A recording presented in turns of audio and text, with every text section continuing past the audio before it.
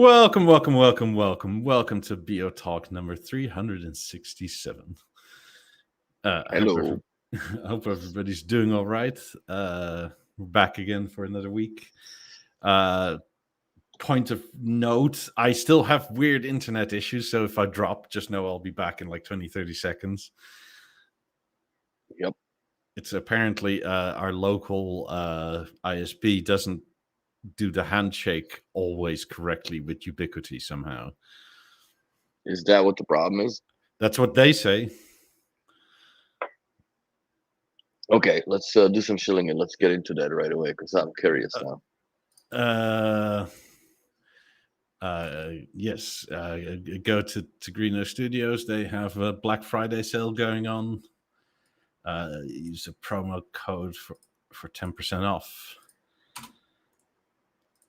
It's in the chat. It's in the description. Then we have Skinny Play.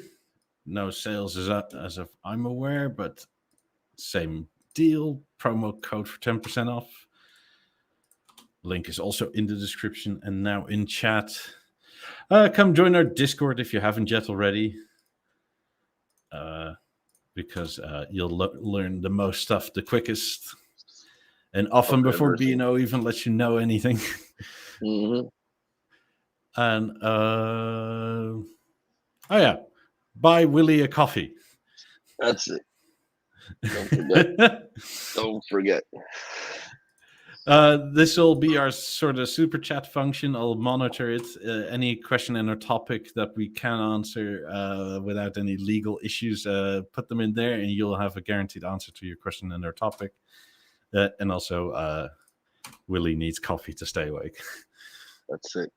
I'm actually packing up my girlfriend's machine tonight. So I'm my old timer out again. So I'm going back to the small capsules. But yeah. Times have changed, at least literally here in North America. Well, what do you mean for you as well? Yeah, because we're now on what is it, daylight savings time? Oh yeah, that was weird, man. I woke up and it was still. So I guess even the cat fucked up too, because she woke me up, I guess, an hour later. Because just waited for the alarm to go on. A little shit. But anyways. Yeah, the time's changed, so tomorrow. At least it's not Monday. It's good to have a 1 hour sleep in. Yeah. Our cats were very much like well, it's morning, right? On our clock. That's it. So you feed us now, right? At 7 a.m. I have to do the same thing. 5, 6. Doesn't matter if it's Sunday or not on the shift. Yeah. It is what it is. Yep. No, yeah. Our ISP apparently has some sort of weird handshake thing going on with Ubiquity, where it's correct like 99.8% of the time. And then once it's not, it drops off. Yeah, for like 30 seconds. Who reissues the IP? The ISP? No, it's not the IP issue. It's a port connection handshake. So the sort of modem that's in the garage, right, that converts it from fiber to Ethernet. Yeah. That somehow doesn't handshake properly with Ubiquity at the moment. Can you not get a better router? Well, the router is the Dream Machine. Not yours. I mean the shit you got in the garage. Like, don't they have an updated version of some sorts? No. What if it's just a faulty modem? They changed it yesterday, and it's still present. Though it's a lot less present, but it's still present. Can you put it in bridge mode? I think that's the next thing I'll try. I would just fucking one IP. That's all it gives. Yeah. And one port. So the thing is, I might have to use their Aero unit and attach that to that box and then put that in bridge mode and see if that fixes it. Why Aero? Because everything's Aero around here for some reason. The freaking I think they have some deal with Amazon, right? Because we updated the speed from 500 to gigabit both ways. Yeah. And that speed wouldn't take until you attach the new Aero. So what's the Eero? Is that the modem? No, it's just a router, but they guess from what they tell me, they can see the Eero and have some control over it from their end. That's pretty fucked up. Yeah, because they were So like you telling have to me, run like, into the Eero. You have to run into the Eero, and then from Eero to the Ubiquity. yeah. Ooh. I mean, their other solution was, why don't you just go back to Eero routers for everything? It's like, dude, come on. No. You're gonna have issues. Yeah. Well, also, like, what? Like, you have enough ports all of a sudden to put, like, all my cameras and stuff on? Oh God, that sucks. That's their solution. Well, they're working on it. Apparently, the vice president of the company is also a Ubiquity fan, so he's been informed. Mm-hmm. But specifically in the region where I live, the tech said, like, he now has had 7 or 8 people with Ubiquity, and they're the only ones with the issue. Like he said, he one of his friends runs Ubiquity that he actually, like, as a personal favor for the company, installed the whole house, and he switched to an Asus router, and that was fine.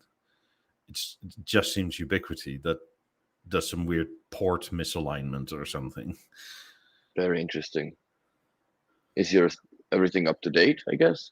Yeah, but that's probably the problem, right? Like, where like Ubiquity is ahead of something. Because it wasn't doing it before. Correct, yeah. Fucking auto updates, bro. Sometimes they're dangerous. Yeah, so another thing I'm thinking of doing potentially is just rolling it back to a software version of like 6 weeks ago. Yeah, because that's about where it started. Yeah, to so go sideways. See if that fixes it.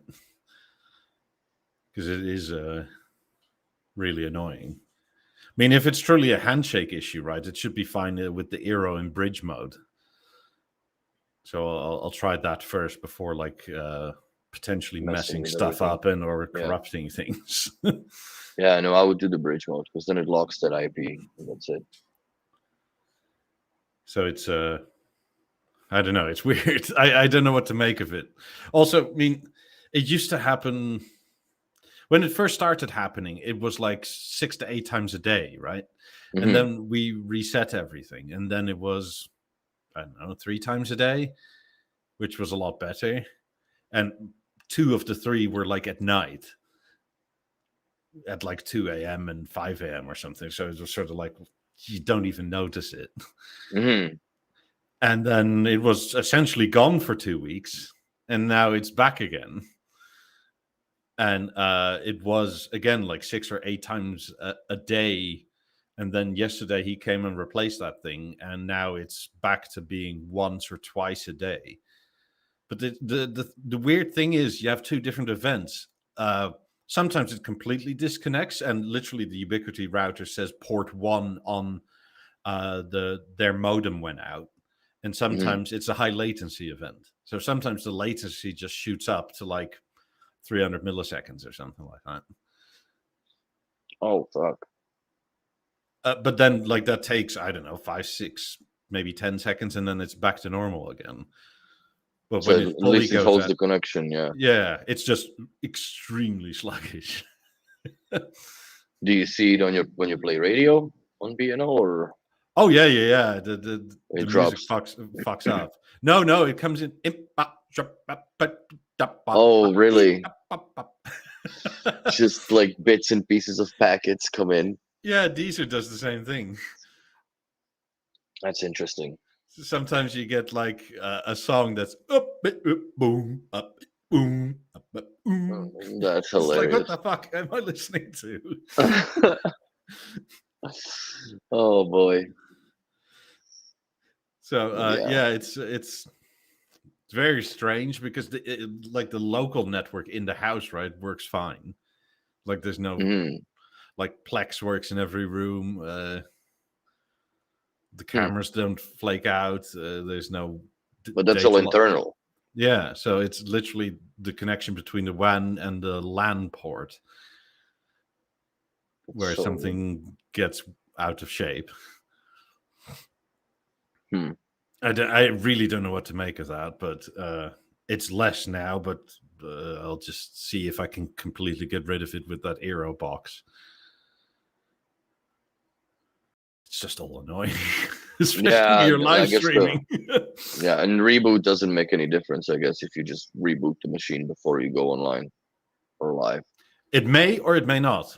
That it seems like it sometimes, but I did it earlier this morning, and then just before we came on, it went out again. So fingers crossed that was the one time in the next 2, 3, 4 hours. Jesus. So yeah, I somehow have a feeling that it's not necessarily only that going on. Like they're doing like traffic shaping and that sort of thing, and the ubiquity sort of like what you're trying to block some of that. Yeah. Well, I know that there's a lot of information that is being forwarded through those Eero boxes to the Amazon, right? Like the patterns, everything. It's partially why I don't want to use it. No, neither do I. I don't want that in my house. But then again, I'm using Vincent or whatever the fuck the guy is, and it's I'm sure that that's monitored as well because it's just a Bell router with the Virgin sticker savage on the top of the logo. Yeah, I mean Europeans probably don't have it to the same degree, right? But here, your internet service provider is mandated to literally packet sniff what you're doing, because you may be watching something that you haven't paid like a proper license for. Yeah. And then they're the ones, right? Like it's not the Department of Justice or anything, but it's your internet service provider that will send you a fine for the Millennium Copyright Act. If you download, I've got a letter like that back in 2000, let's say 7 or 8, when like the torrents were just the most prevalent thing, like before the streaming services were basically not invented, but like became popular. And yeah, I got a letter from Shaw Cable that like, what the fuck am I doing? And I just played stupid. I said I bought a new router, and I didn't know how to do the security on the Wi-Fi, so I had an open network, and I just got on and downloaded 350 gigs worth of torrents through my Wi-Fi network, where I had the computer baking fucking all day long, bro. So that's how we used to watch movies, and I would arguably say that the picture was better, the sound was better than this semi-compressed nonsense that you get now. Like, I don't know, the LG screens do quite a good job of putting it together, but you still have like those big blocks sometimes of just weird, I guess, misprocessed information that is not really there. Just so you can see the compression of the picture. And yeah, like I said, a few podcasts ago, we've done that with my girlfriend when we sat down and watched. What the heck was it? The Top Gun, the Maverick movie. We watched The Passage from Netflix in 4K, and then I watched the same thing that I've had on a Blu-ray, like an actual 4K Blu-ray, right? And holy shit, the difference. It's a lot.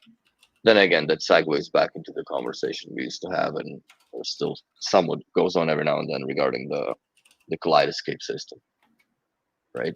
And its capabilities versus what you can get from streaming services. But you know what? Like, quite honestly, boiling it down to like the new movies are kind of just not really worth it. No, also everything's a remake of something else. The one that we watched with my girlfriend was Ed Gein, the story of Ed Gein, whatever. Yeah. You know, the psychopath. But it was weird because they like mixed in within the parts where he was doing weird shit, like to the Psycho, right? Yeah. So they showed like what's his name, the director, I forget now. And then they did the Texas Chainsaw Massacre, and then there was the Silence of the Lambs, right? Because all of these were inspired by his murders. Like, it was awesome till the episode 7 and episode 8. They just fucked it up. It made me mad. Do you have any issues with Spotify or the Missus of the House? No, The only time she has issues when I'm trying to get hold of her, so I go on the gateway and I pause the fucking music, and she's like, "It's skipping." I'm like, no, that's me pausing, so I can hear your phone. But no, I don't have. Yeah, I use Deezer and B&O Radio. When Spotify skips tracks, it seems like it somehow logs you out or something. I mean, I've tried Spotify on a free thing, right? But it sometimes weirdly, because it's free, it decides actually you don't get this much control, and you only get like 3 next tracks before we decide what you actually listen to. No, on the Spotify Premium, she has like if I if I pull up the Spotify to play, it will just continue whatever was the last played in the theater. Same with Level. Okay. Let's try now. Spotify Connect.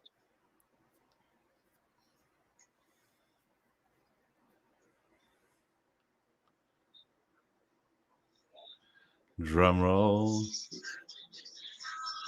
Oh, hear it? yeah, it's playing, yeah. Yeah. So it just whatever was last playing, and then it shows on her phone that it's playing here. Huh. Okay. Well, maybe was it disinfectant reboot everything. That usually fixes almost all that stuff. Yeah, that's a good way to go. And then there was a software update, but I'm on a beta, right? So I think something was pushed to me.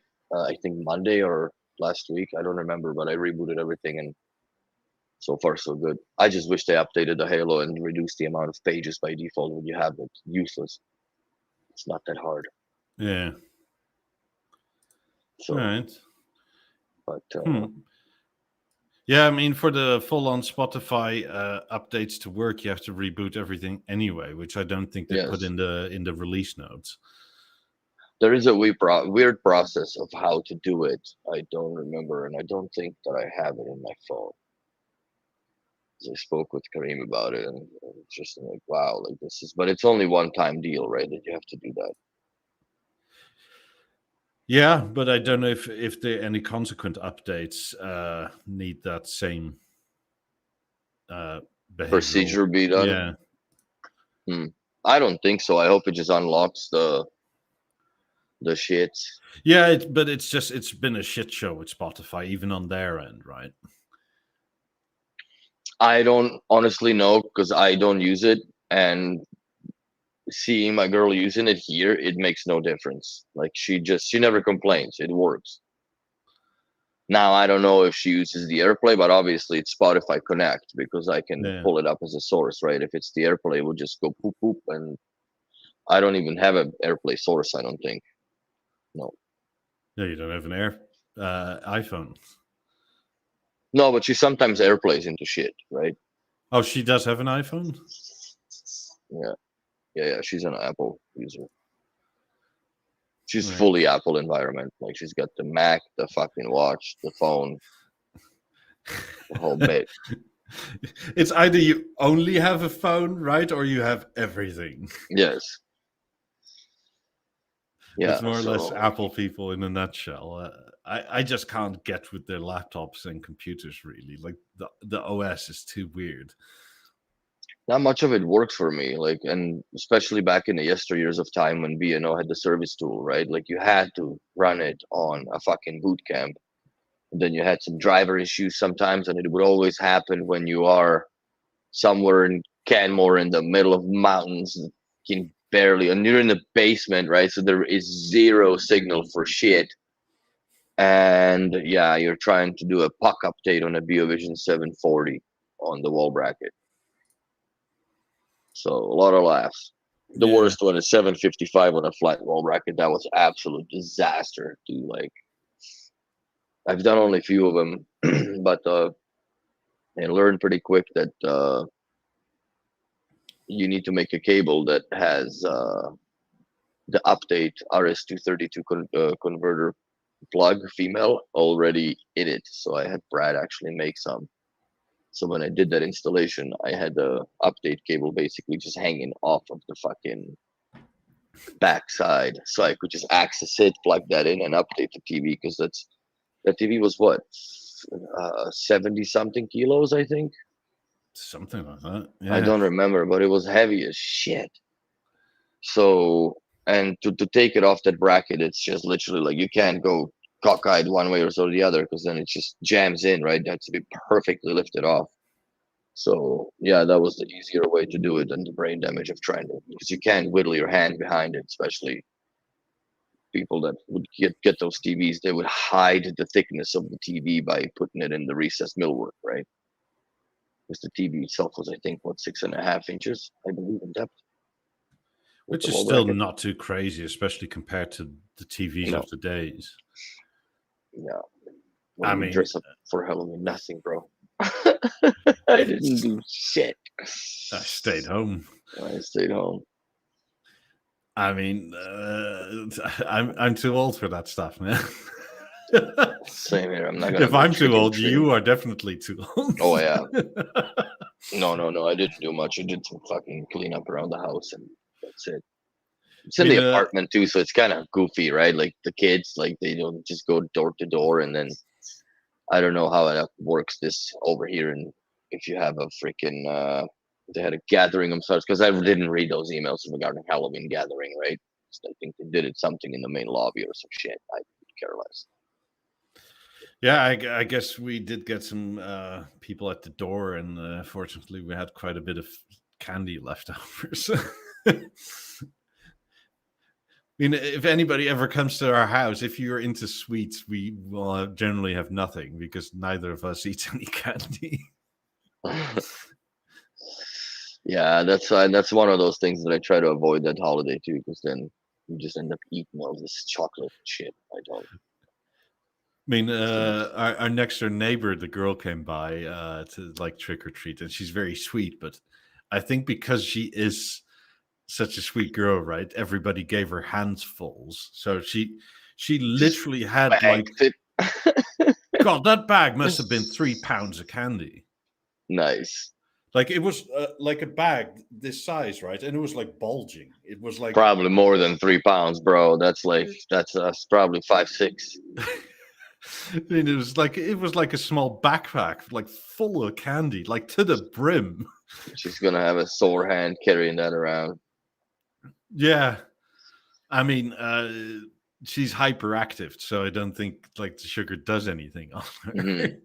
Like she's the type of girl that just goes around like hello and then cartwheels away, right? Mm-hmm. Like I've seen that several times where like they come out to go somewhere, she comes and says hello and then cartwheels back to her mom's car. Yeah, but yeah, we didn't dress for none of that. No. It was just it was trick or treating. Like I said, it's kind of weird. I actually had a cigar with my buddy Nathan, and he was giving out candy on his end in Calgary, because there's still a thing, right? And you know, it's a old neighborhood, so everybody knows one another, type of thing, more or less. Yeah, that's the type of neighborhood I'm in. Essentially, everybody knows each other. Everybody waves to each other. Like if I'm in front of the house, I don't know, raking leaves or something, like in a month or so, right? Like half the time I'm doing this to other people, and it's kind of annoying because I'm like, and get your work done. Oh God!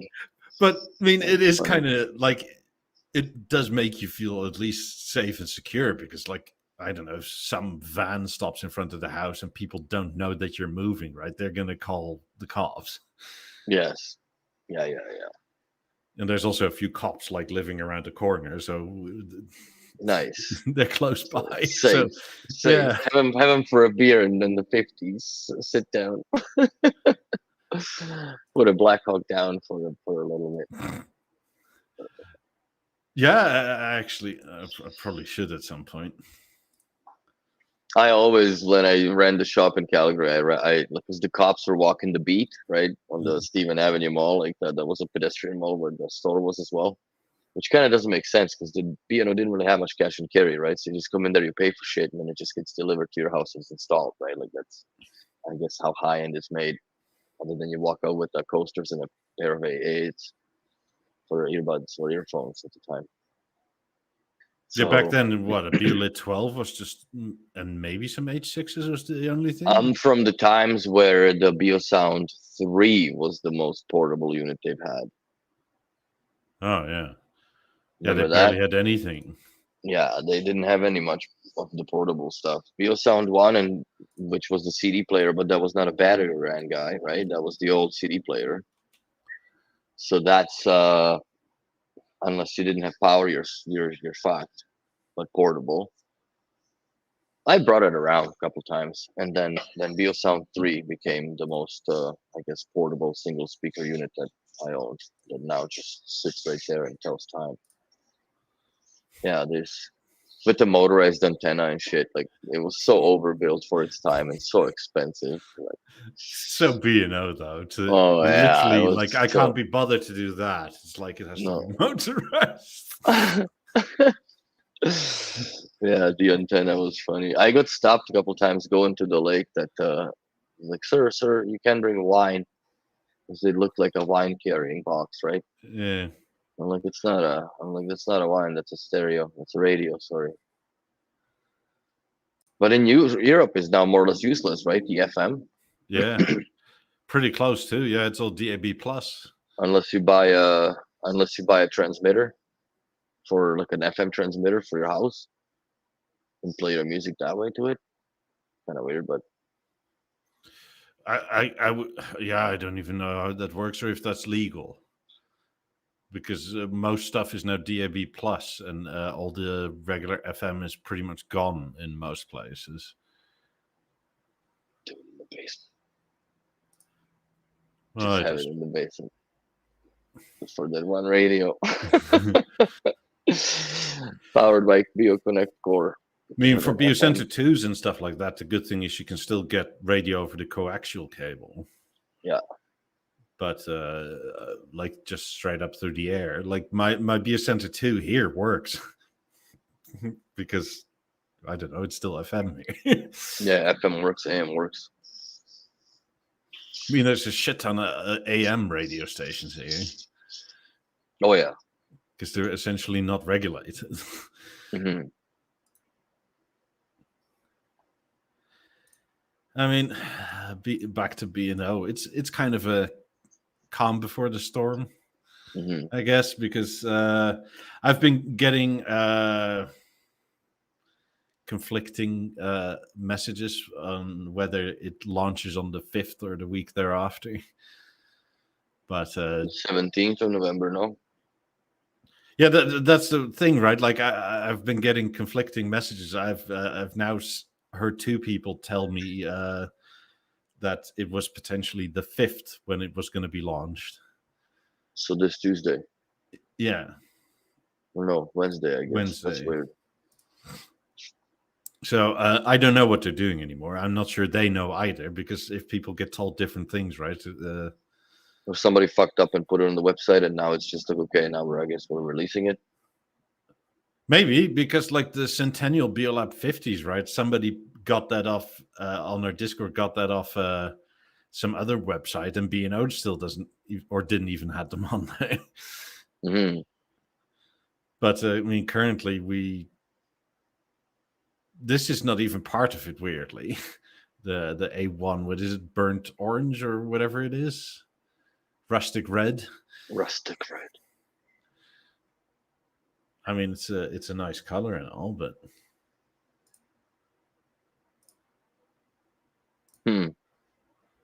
Yeah, very brickish, I guess. Would look good in the old Montreal on the walls. I have a very strange DM. Anyway. Cat is meowing. What's up? But yeah, I mean, I called it, and it has happened. Flores from the Discord bought this one. Nice. Yeah, like Kevin says, he was told Wednesday. So we'll see what they do, because I mean, I won't be here next weekend because I have to be in Orlando on Sunday and Monday, so it's going to be weird. But I will visit the B&O store in Orlando. So that's the 10th. So we still got, next podcast would be, I guess, on the 16th, Monday before the birthday. Yes. Word. So, yeah, well, we'll see. We'll also see what the actual price will be like, and if everybody's going to be angry or happy or somewhere in the middle. Mm-hmm. I mean, we all pretty much know what it is, right? Because Chinese websites apparently also have an FCC, and they don't fucking leaked it. Well, I bet you it's similar. I don't think it's leaked as such, other than it's searchable, and you can just organize by date. But for the FCC anyway, you can ask for like to keep it quiet, right? And you could probably do it in China, but maybe nobody did. I don't know.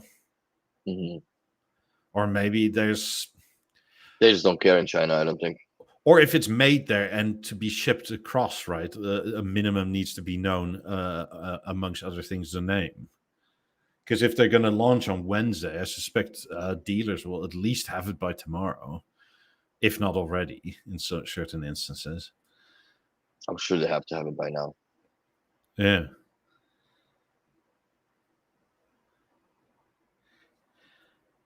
I just hope the price will be somewhat reasonable. MM asks, does it make sense to fix BeoTalk 5s or upgrade? Well, it depends on what's wrong with it. Generally, yes, I would say. Mm-hmm. I mean, even if your fix is $2,500, right? What do you buy back for that? I don't know. Not much. Yeah, exactly.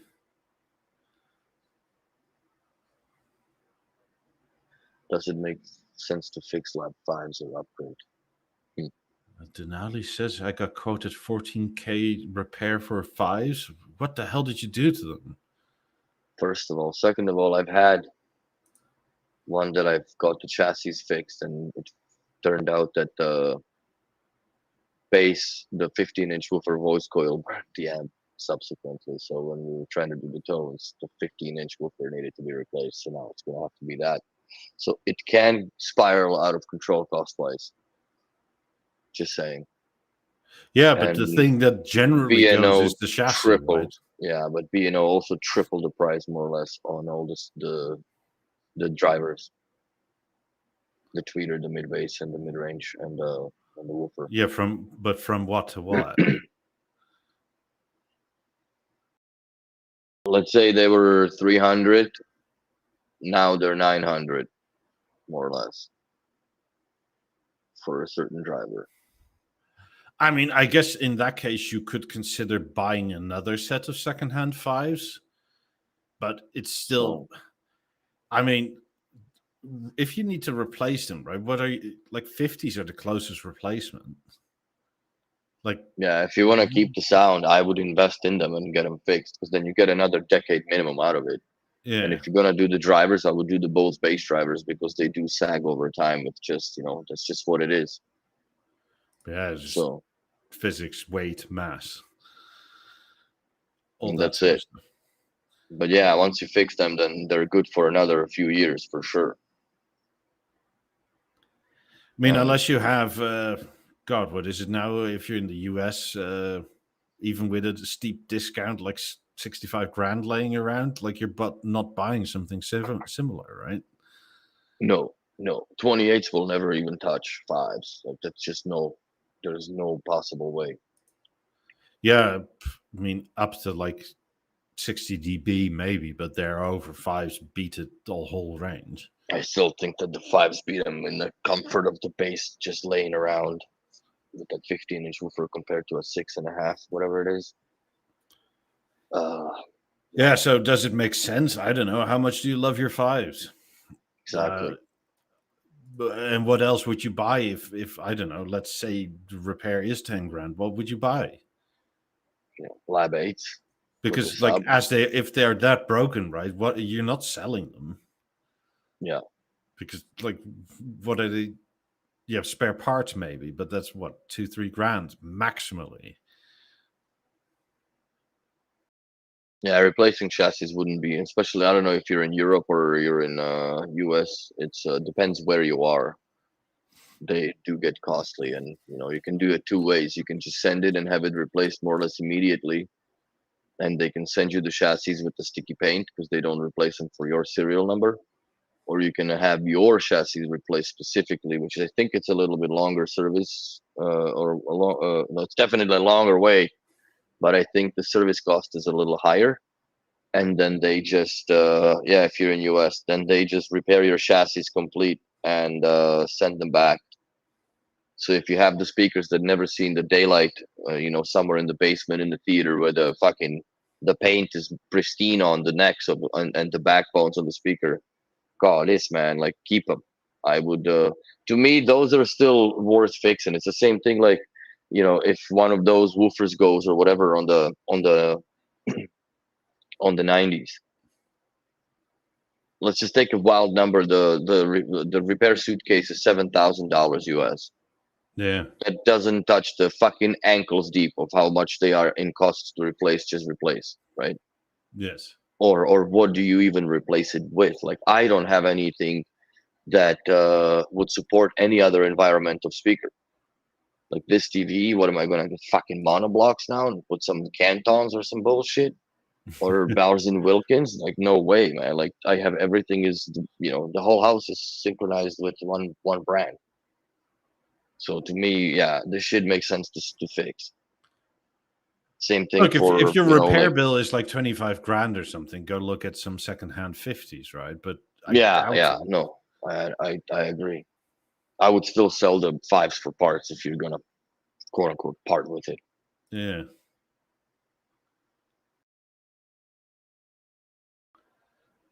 Let's see. Yeah. North America. Yeah, and there's depends what and how, because they sometimes are not fun as far as working with 5s. I mean, the cat's all nervous because it's a fucking mess in the house because we're packing everything. I mean, there's plenty. This is North America, right? This is US and Canada. You can definitely buy another pair for reasonable money. Mm-hmm.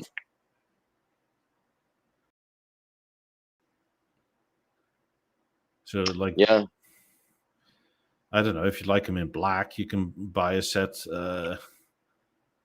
for what, 8.5 is asking. So you probably walk out the door 7 or so, 7.5. Same for the white ones, right? Like, and then maybe keep your own for the spare parts that still work, or sell them, whatever, but it'll offset the cost. Mm-hmm.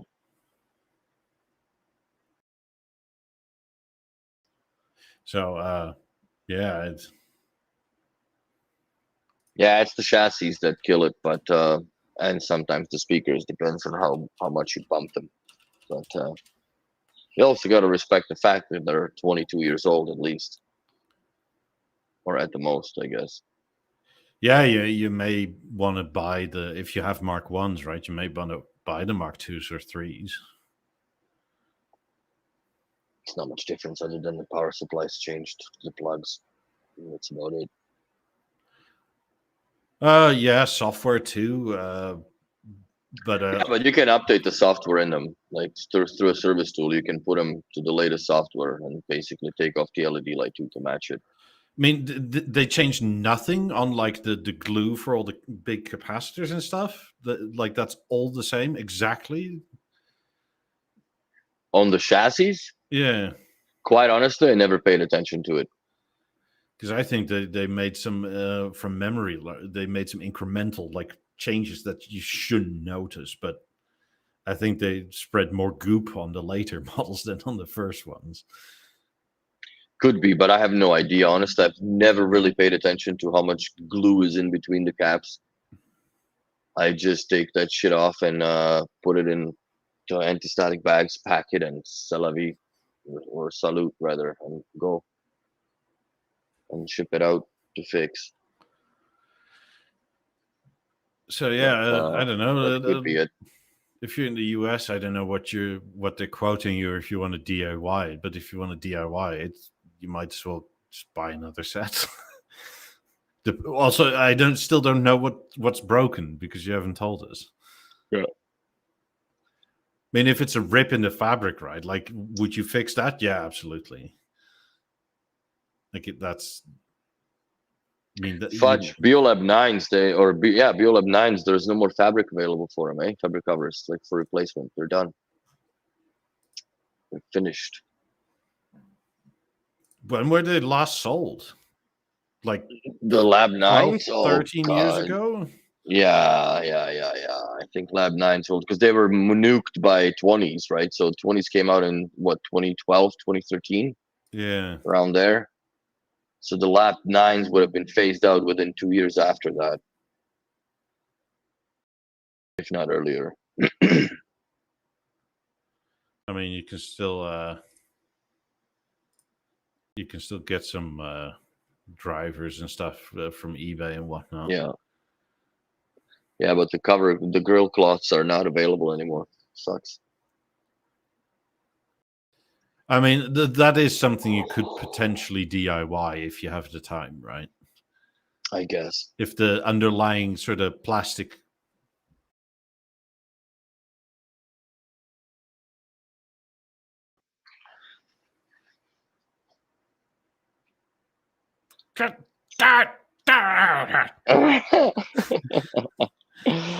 Oh shit. There it went. I'm just getting some soda since you were gone. What's the actual? It sucks, man. We lost all them people. That's it. I is sorry. Yeah, this is goofy that is happening. Yeah, I told you it's not gonna be that long. Yeah, you're gonna roll back to shit tonight. It's a bigger pain in the ass than just live streaming. Well, yeah, it affects everything, for God's sakes.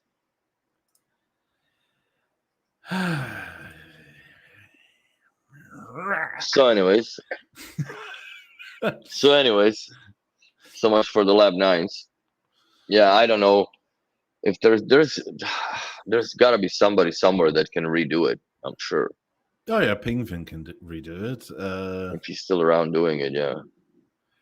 Oh, there's several people that will redo it.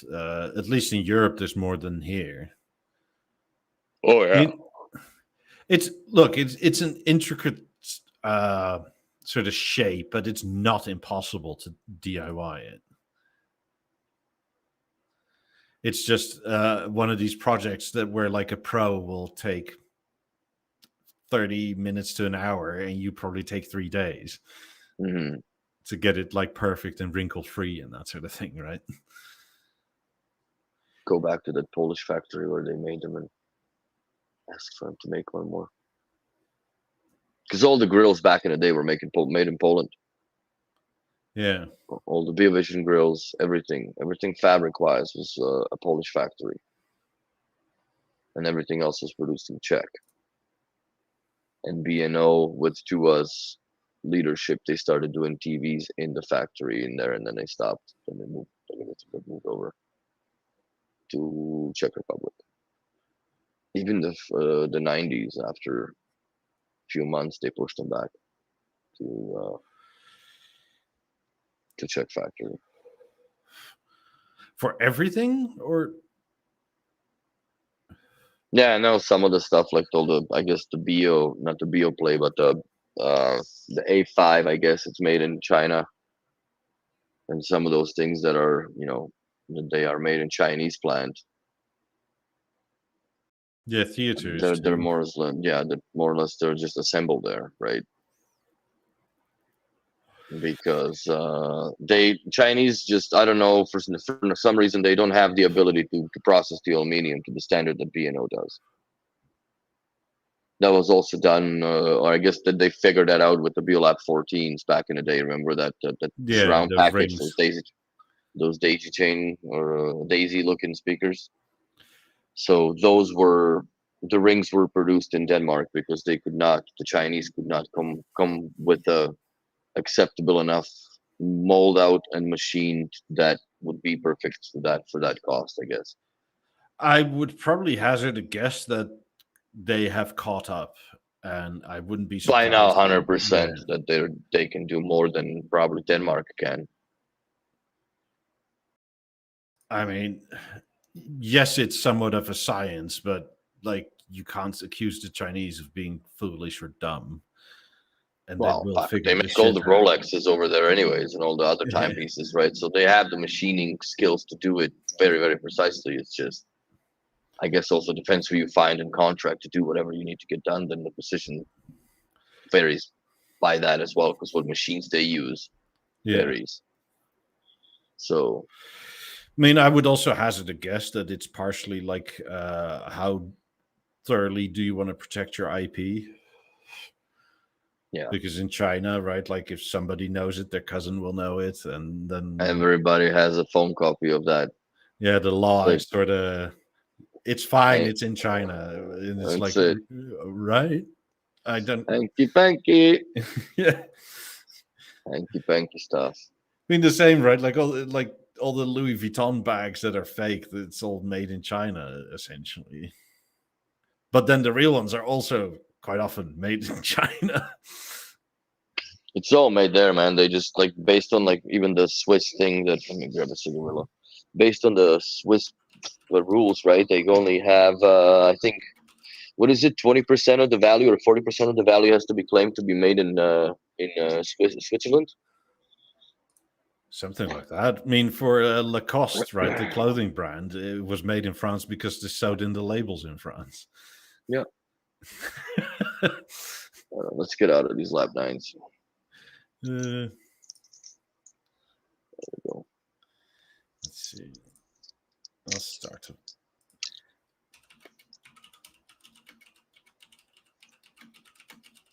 But yeah, it's sad, like especially for the lap 3s. They're good sounding speakers, but yeah, there's no more parts available for them. And I think that once they, especially depends where you had them placed, the dark gray and black, they're usually done for paint wise.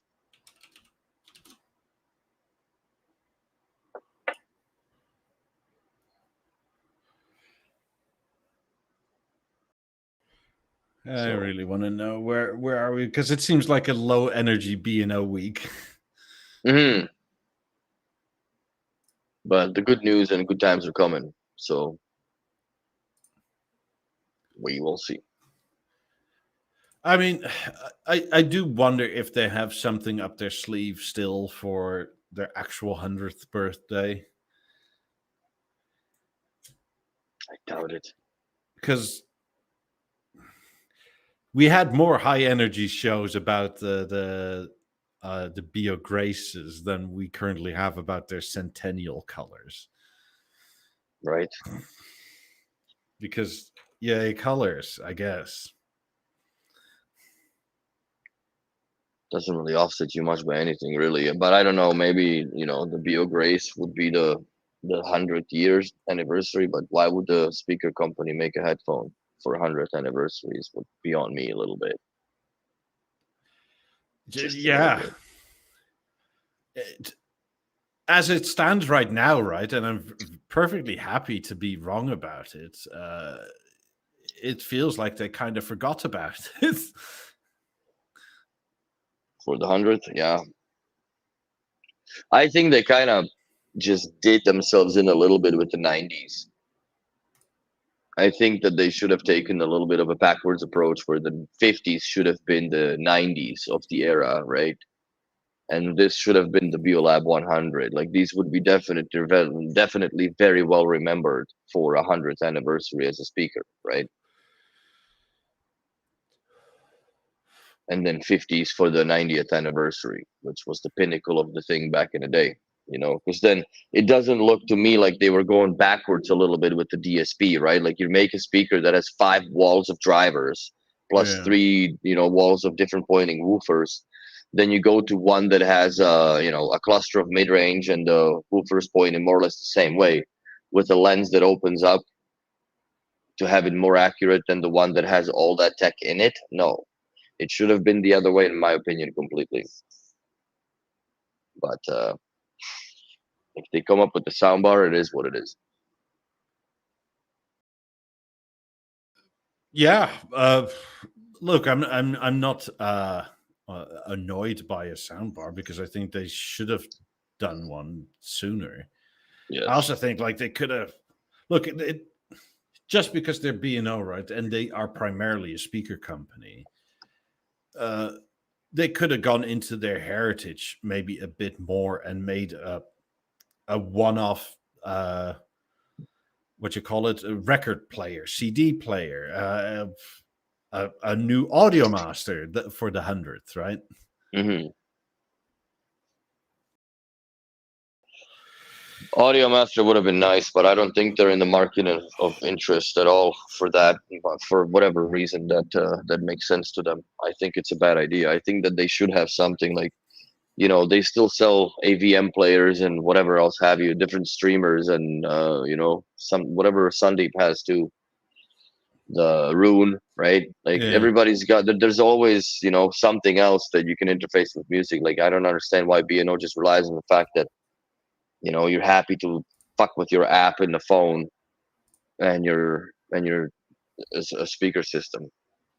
Then you end up getting distracted with the nonsense on the phone. That's what I don't like about it. I think that like it died with the moment, which is sad. Like this was back in a day the focal point of the house was the 9000. It was in the living room, and usually kids never got to load them, right? They're just like, you don't fucking touch that. And it was always a source of a music that I've known and remember from people, not just as clients, but living with it too. I mean, I just was messing around in the back a bit with what you call the it, Centennial. Well, I just made it right in there. I just made it in the bespoke. So it's not their official one. You just like did it basically. Yeah, but since I know what the colors are, other than the engraving that is probably on there, like this is essentially it. Fuck's sakes. I mean, even in the realm of record players, I know you and I don't necessarily care, but if you made I don't know, a $20,000-$30,000 record player, right? That's not even that expensive in the world of high class record players. No, I think that's still a bargain. Depends on what you would put in it. Like if they ended up putting a BeoConnect core inside it or something that or multi-room or something, multi-roomable LP player with Beo remote control, so you can skip tracks like on the old 5000, 6000 series, right? Yeah, that would be something to do. Because I'm sure they're not the first ones now to do they were the first ones to do the skipping with the remote control. Yeah. But I wonder now, like if I'm sure other manufacturers can do that too. But yeah, like the fad of vinyl doesn't die off yet, and it's it's more prevalent than ever. A lot of people do the vinyl because it's just for some reason to their head sounds better, which I find is fucking nonsense because it's a psychoacoustical illusion. Like you're not listening to bits and zeros, you're more or less listening also to reverb and everything else and dust and whatever else is in it. And at the end of the day, no matter what you say, the everything that you're listening to was digitally recorded and put on vinyl at the end. The bespoke bit is now also gives you an estimated total price, which is estimated delivery up to 7 months. Holy moly. God, this man, that's like premature baby, more or less. So should wait 2 more. Yeah.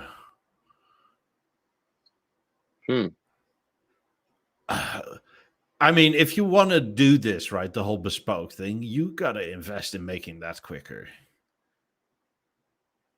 Because I'm not with tax, right? Bespoke, I think that whole bespoke thing is more or less meant for people that are building new homes and they want to have a bespoke speaker system based on their decor and all this shit that's being coordinated with the interior designer. And then I see that realistically that, deliver it in 7 months, 8 months. But yeah, if you just want to get a set, I don't think that you should be waiting 7 months for it.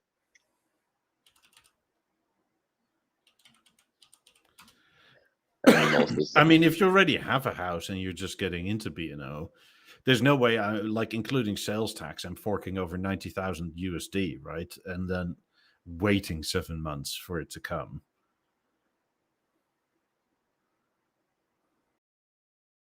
Year and a half. I think that somebody dropped the ball and never ordered them. If it's year and a half that they waited for that, because there's no material on Earth and planet Earth that you would fucking order them in that would take a year and a half to make. Somebody shit the bed on your buddy's speakers, man. That's 100%. Yeah, unless you wanted gold plated or something like that, but that's a different story. But at that point, just buy normal 90s. Yeah, you'll be better off. Yeah. Gold tone 90s, I guess. You can get a gold tone 50s too. I mean, yeah. So, I don't know. It's it is what it is with the 100th anniversary. I don't think it's gonna be underwhelming a little bit, which is unfortunate. So,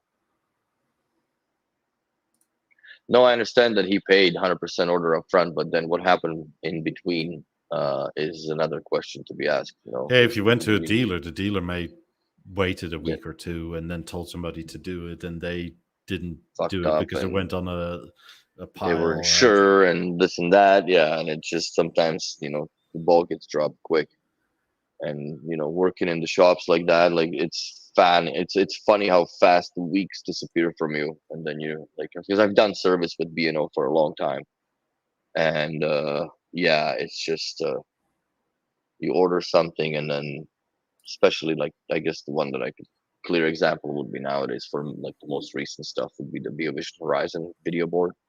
Yeah, our order got bumped by literally 4 months, 5 times over, right? Like they changed the delivery date, so it turned out to be 4 months later. Then so the client's fucking without the TV 4 months, and we have the TV. Then we have to store it somewhere safe so you don't kick it and fuck up the display or bend the grill, right? So there's another liability of all that sitting in the fucking service room for 4 months, because there's no point to take it apart. Yeah.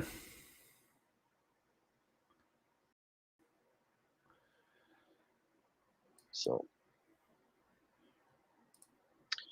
in Listen, California, it probably was during a time when all the poo hit the fan with the B&O there, and that it could have taken that long in between, but I don't know, can't comment on it. Look, if B&O kicked that dealer out, right, and the whole money wasn't delivered from that dealership that's now suing B&O, I still wonder where that's going. Then yeah, I can imagine it being like that, though it's not the normal case for it, because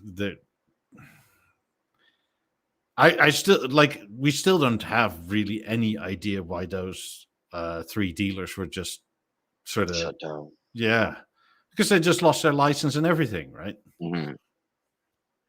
There was a lot of mess internally going in there, I'm sure. Somebody fucking somewhere pissed off somebody or ripped off somebody or took some money or whatever happened. And, but that's the whole B&O USA thing again, right? With the oh god, what was it? The install partner program or whatever. Like B&O wanted it to go to somebody else, and B&O North America said no, it's going to this place, and then they pulled all the contracts, which affected you at the time as well. Well, yeah, the professional installer, what is it? Forget already what the name of it was, but it didn't. It just didn't work out. because also they wanted to do it so I could bring my client to your shop to demo the stuff, and then you get like a 5% kickback for showing it off, and let me show it. And yeah, it was just weird. It didn't work. It didn't work. But I'm not standing up for California, bro. I'm just saying that's weird, man. But I'm not like commenting I said, on this if this is fair or not. That's literally not in question because it isn't. Yes, it's just the fact that of what happened there. It's more or less up to a speculation at this point, off from my end, which I'm not going to bother with. It's just sad that that's what happened. But that leaves a sour taste in your mouth, no matter how good of a B&O fan you are or a collector. Yeah, that's definitely. To be fair, if this was me, right, like I would have gone a chargeback through my credit card or whatever, right? Because no, fuck you. I'll just go to the Miami store or the one in, was it Arizona? But live and learn, I guess. But that's just what it is. It sucks. Like I have a lot of patience for B&O, but it's not unlimited. No. Yeah, you learn to live with it for a while. Yeah. I mean, like even, I don't know, custom cars don't generally take that long, right? No. I don't think you can order a Rolls Royce and wait for it for freaking 7 months to come in, or a year and a half in his case. That's fucked up. Yeah. Especially when you pay the whole thing up front, right? Yeah. I mean, I don't think it matters even what finishes you take. It's just there's no way.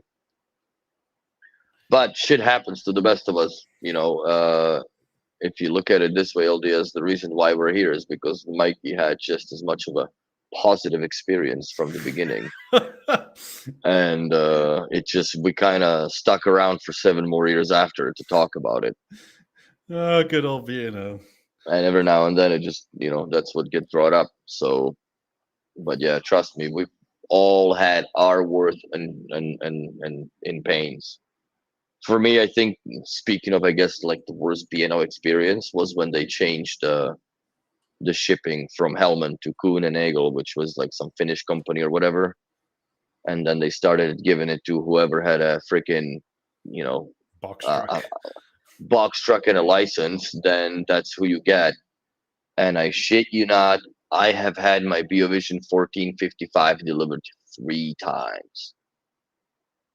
Yeah. Never successfully. Your first set of 90s were broken. First set of 90s were fucked. That was a woofer, though. That was nothing to do with shipping. And they're like, it's funny because, then I call them and like, no, that's probably you, man. You must have juiced them. I'm like, bro, what are you talking about? Like, these are apparently the unbreakable speakers. I'm like, I still have them standing on the pallets. We just plugged them in because I was fucking hard on to see what the hell, see if they boot up and power up. And all of a sudden this thing is flashing fucking errors and shit.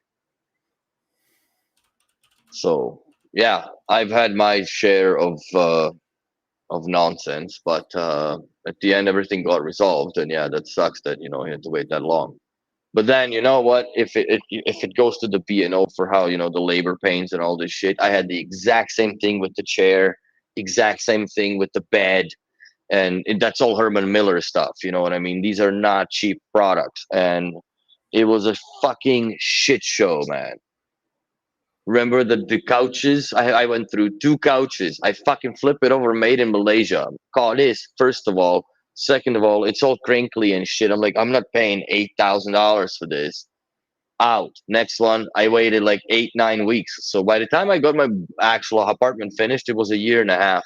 No, 13 months. So almost a year and a half that I did. Well, not a year and a half, but that I had to fuck with it all and wait and this and that and whatever else have you. So the problem, I think, that in a perception, like the higher end you go with, the more headache it comes with sometimes, especially when it goes sideways on you. Yes. Because it's a lot of money, right? So then they, depends on the companies. Like sometimes try to fight it. B&O never did. Like it's just, you fucking deal with it. It's just where it's at. And that was that. in my kitchen, right? Start. Like they couldn't do the countertops because like literally 5 out of the 6 came broken. Yeah. And what do? Nothing, man. You sit there, wait, and reorder it, and fucking contractor comes back when it's hopefully in one piece next time you open the boxes. I've been through that so many times, and I mean, it's a pain. It's to the point where people literally guaranteed me, right, that they were the countertops were still good because they opened it, looked inside, but it was standing on its side, so they didn't see the tear. So as soon as you laid it open, it folded like a butt mark. It's like, and I've had that. Like it took 6 deliveries to get my countertops in one piece, and still they weren't all really one piece. But I had enough where I could cut stuff off and to make it to fit, where I could where one side was severely dent, but I could flip it over because they were symmetrical and just cut that one off and recover some of it. Yeah, and make it work that way. It's like, oh, come on. But yeah, none of that stuff. The higher end you go, the more pain in the dick it is with it. I guarantee you that. And even with like now we're dealing with the job on the downtown, the condo, right? So we're putting the Lutron, I think it's Alessi or Alisa, whatever, Alice something, the keypads. They're like $900 to start, right? So understandably, the wall has to be 100%, like 100%. No, because the keypad is barely smaller or larger than the box it goes into. So it's a lot of pain, man, and a lot of finesse. Things take a long time to install when it comes to that. Recessing the freaking mud-in sensors for occupancy, those were fun on Friday. Came home like a snowman. Had to recess everything by 1/8 of an inch into the drywall. So you have to cut in the square and zing, zing, zing, haircut. Yeah, Sandeep just had that, like one of these Ocio light sensor switches things, right? That was supposed to come out because it was delayed this month or something. They now said actually it's delayed another 2 months. Next year, I think, what I'm heard from Discord, no? Like you're something like that. And like that messes up everything else. Yeah, that's terrible. Yeah, I've had that. I've had it with one guy that I was dealing with. This is years and years ago when before the COVID started. He was building a house, and once the COVID started, first his windows I think were delayed 2 years, and everything was just massively delayed. And that was the house that I went this year on February or January when I went to Calgary to finish up in Edmonton. So that was the house that I did a pre-wire on in 2018. August. Long time ago. So yeah, speaking of custom, it's just sometimes it's painfully long. Yeah, I mean, I was severely lucky when I first moved here, right? Like my 50s through the moving company were delivered on their sides. Fuck. Somebody literally took the pallets off and just put them sideways because it fit easier in their box truck. See, like that's something that I would have those tilt sensors on and shit. Like I wouldn't, you know. Oh, but they opened the truck and I look in the back, right, and I see 2 massive boxes this way. What was on top of them? I don't remember. Plates, bedding. God, there was like, I don't know, there was like this much shit on top of it. Like, oh my God. That's one of the things that, I guess I'm in luck here. Box saved my ass in that case. Like, oh, for sure. It would have. For me, I'm lucky that I don't have to cross the ocean, right? So I put it in the container myself here, pack it up myself, and that's the way it comes across. I just have to inventory everything like I did last time. That was a lot of work, man. Holy shit, that was a lot of work. But I did it. Yeah. I have no choice, but Look, if I could move them myself, I would have, right? But I don't own a container ship. I'm not that ultra wealthy person that owns his own container. Well, I'm just utilizing the service that exists here in North America, right? Because pods will move it over, but it's also limited to like 1 12x8 container. But there's nobody going into your pod, right? Like, no. And that's doable in the sort of local market. Yeah, I mean, I had to trust people to take it out of my house and then put it into a box cart, then put it into a shipping container, then put it into a box cart on, I think, New York, and drive it down. Like, the only thing that's a pain in the dick really is the 90s in my house right now. Yeah. Because I have to take the door. I have to take the fucking door off the frame in order to move them out into the hallway so I can move them. But that's not a big deal downstairs, because once I roll them downstairs on a dolly, the container height when it's sitting on the ground is the size of the dolly, so I can just slide it over and then tilt them over again and dolly them into the corners like I did last time and strap them to the sides, and then the furniture stacks on top. And I mean, I was told when moving, right, that if they didn't pack the 50s, they wouldn't be insured for damages. Well, for me, it's just well, the thing is, right, these guys never packed any of this, so they didn't know how the boxes work. So I had to tell them, but like they were like, I literally wasn't allowed for insurance purposes to put the styrofoam on, and he couldn't. So he just like pushed on the tweeter with his hand to get the styrofoam to sit. It was like, no, stop, goddammit. Oh, fuck's sakes. I mean, fortunately, it's built quite tough. But like, I literally had a mini heart attack when this happened. And in that sense, especially how my old apartment was, right? Because like the lift would go to intermediate floors, and then you had stairways up or stairways down, and I was up. So had I had 90s, right? Like, these guys would have had to take stairs down with 90s. And they probably would have done one of these things, right? And just try to manhandle it by the crown and by the feet. Well, no, you'd have to have them in the box, or your box wouldn't fit, I guess, right? Exactly. So you'd have to do the bull horns all over the fucking thing. It would look like a freaking hedgehog. Yeah, but do you trust these fuckers that you've never seen before, that aren't being overlated whatsoever, but it's all for insurance purposes?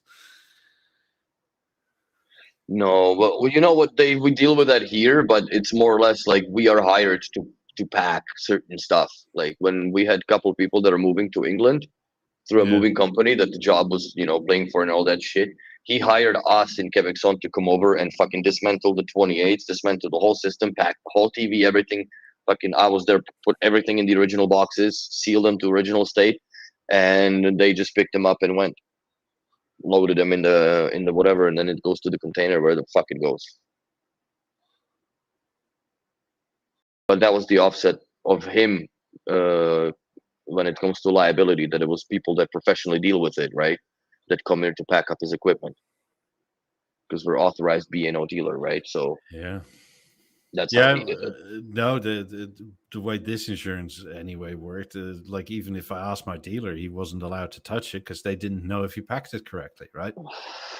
That's fucking so stupid. This whole chain of people was within the same company of insurance somehow. So in that sense, also, like when they came here, right, on their side, it was like, damn, I'm so happy I still had 50. Had they done that to 90s, right, that would have been such a pain in the ass. Oh, it's a fucking cost like I'm nobody's business too.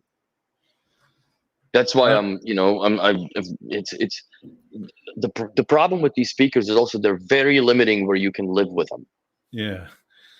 And especially like in Montreal, like you don't realize how narrow the fucking doors are in these old places. So if you want to live somewhere, like I wanted to live closer to the shop, impossible, because I can't get these fucking things inside. Yeah, regardless if I take the crowns and like that. Yeah, regardless if I take the crowns and sails off, and where the fuck am I going to lay them out to begin with anyways, right? It has to be inside the house. So these has to be before anything comes in, I have to bring them in. Not a fucking chance. That's why I ended up in this apartment, because I measured all the doors pair and I fucked up on my own entry. But they got in. I mean, I guess you could do one of these. Bro, no way. Quarter inch. It's quarter inch. You have to take the door off the frame. So that's what happened. Fuck's sakes. But you know what? Then I wheeled him in here because we're doing it and with Etienne, and Etienne's like, fuck, we got to take apart the box. I'm like, no, man. We're going to take the doors off. It's whatever, how many screws. I had my toolbox. So zing, zing, zing. Roll the speakers in here. And that's when they stood for how many podcasts that I had them here, and then finally unpacked them. So it's going to be a pain in the dick to do it all over again. That's for damn sure.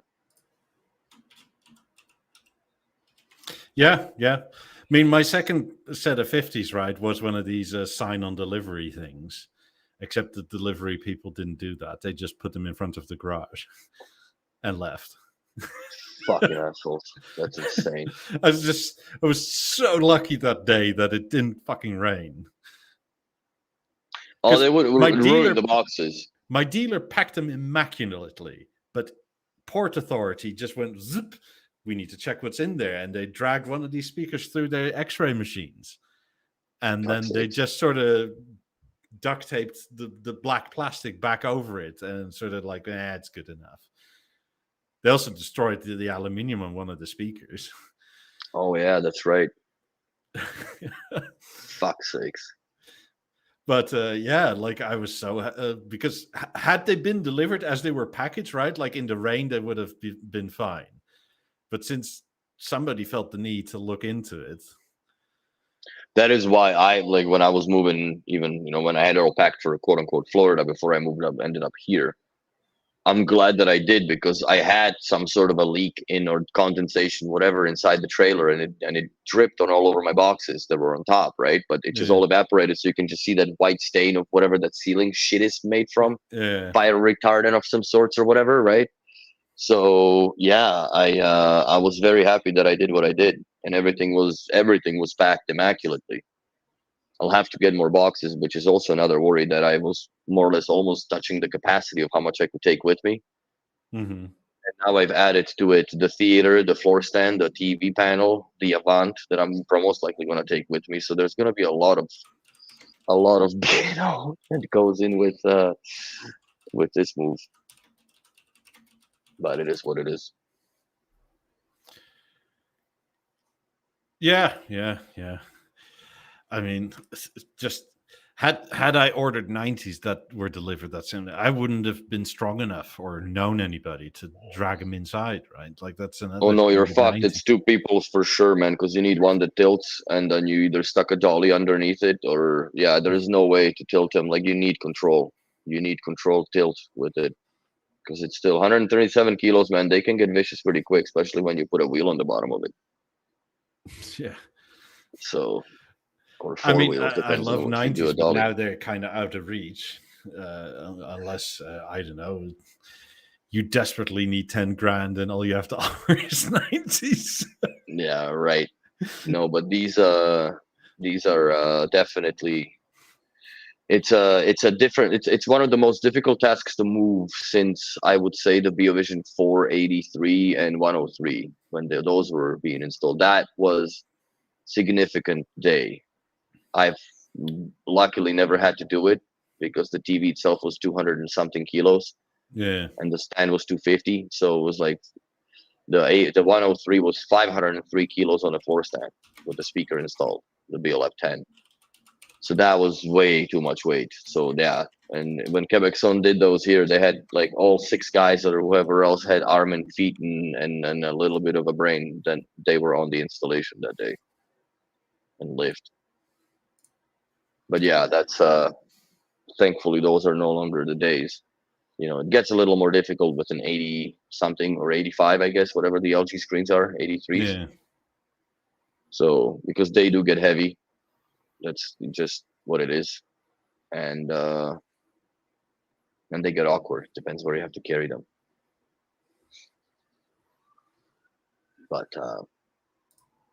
that's very far in between that people do the 85-inch TVs in their bedrooms and living rooms. Yeah, you have to have a massive room for that. Yeah. I mean, yeah, it's... don't get me wrong, I love 90s, but they're so cumbersome, and this whole moving thing. And mean, similarly, right? Since it is still a predominantly Euro company, getting any of that shit here, even through your local dealers, is such a pain in the ass.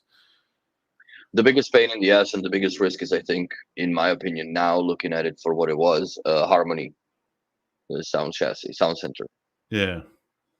That's like 3 out of 1 success, or 1 out of 3 success. Sorry, that are shipped because they just mishandle it.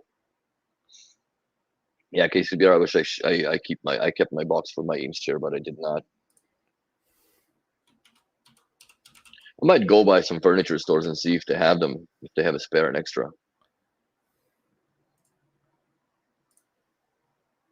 Because I have a box that I made for it. It's fucking huge too. So yeah, the chair's big. Is what it is. It's a comfy chair. Yesterday I made an attempt to watch something on YouTube on it, and I woke up an hour and a half later. Fuck. Some other brainwash, because you know how YouTube just goes down its own rabbit holes. And yeah, my girlfriend went to lay down in the bedroom for like 15 minutes. I'm like, okay, I'll just watch something on YouTube. Poof, fucking woke her up, for God's sakes, at 9:30. Like, sweet, and just burned the whole fucking evening. We're well rested, so that's good. But yeah. I mean, speaking about higher end things, my chair was the couch was a massive fuck up. Oh yeah, that I remember. That was now it's funny now, but it wasn't funny then. Yeah, that also took like 2.5 months or so to resolve. Yeah, or 3 months. And after COVID, I think it's even worse. Like, I remember that the furniture things got even worse. The wait for anything the wait times were exceptionally long. I don't understand why, but apparently COVID, that was the code word. Well, that's another thing, right? Like my chair or couch came from California, and they didn't even want to pick it up. So it's like, what the hell? Strom has a question. Hello, it's a very peculiar one. I need to design. He's in university, I think, in Denmark somewhere. They want us to design a chess set about Bang & Olufsen. Can you give me some inspiration and or ideas? Yes, I can. I will do it by speakers. Yes, absolutely. So 90s would be a king. Absolutely. BeoLab 50s would be the queen. 50s the queen. 18's a tower. No. 18s would be the bishops. Okay. And then really, you don't think 18s should be the bishops? Lab 8s would be the front guys, whatever they are, on the table stands. Yeah, the pawns. Yeah. Those would be the Lab 8s for then sure. You need a horse in the castle, right? Yeah. So castle should be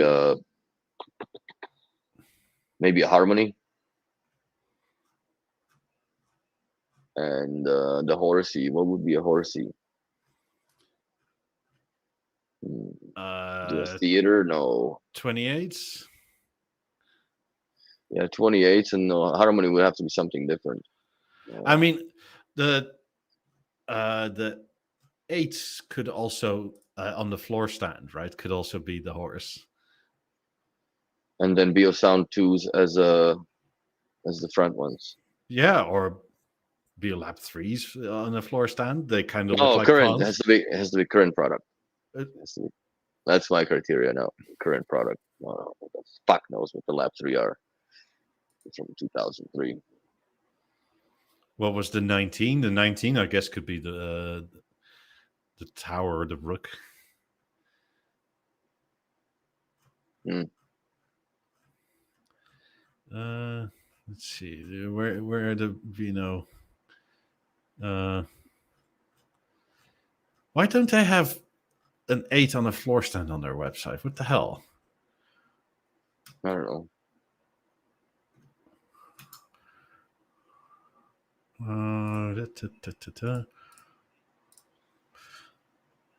So these on the floor stand could be your horse, because they sort of have that face forward looking thing on the floor stand, right? Tilted. So it's a jumpy horsey. I mean, B&O has done a bunch of miniatures, so you can 3D print this a lot. I don't know if you have to actually make it or just design it, but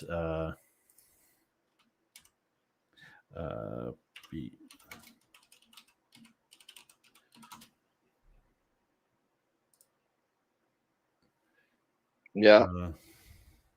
What else would be a good product to have to? Because again, Horst could also be the A9. That's kind of one of 3 legs, one missing.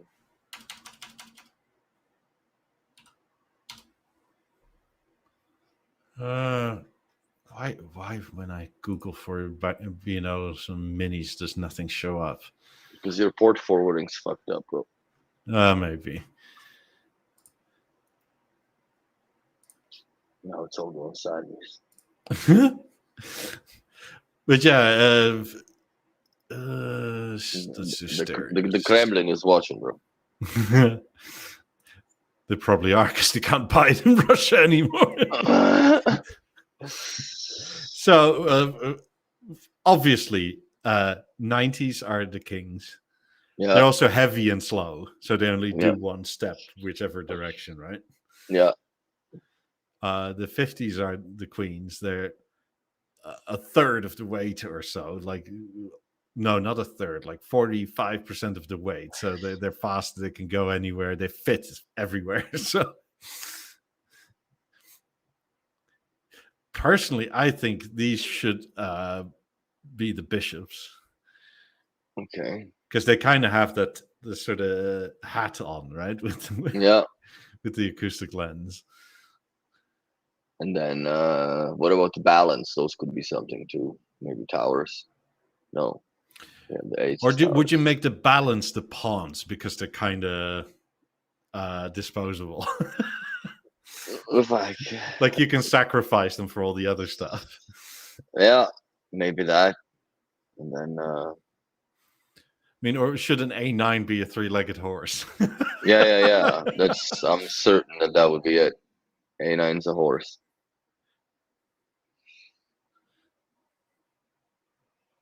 And then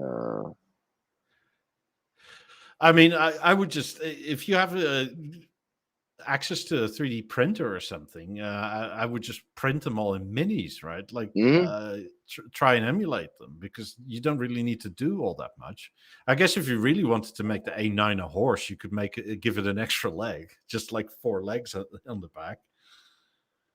Yeah, Lab 90s are hard to model up, I'm sure, because the dimensions are all over the map, and they're very fluid of a product, I guess. Depends on how much detail you want to go into it. If you want to do the crowns too, then fuck. It's and how big is another question. Yeah, I mean, but they're cool. If you want to, you can definitely pose this in the general theme on the Discord, obviously. But people in chat, let us know.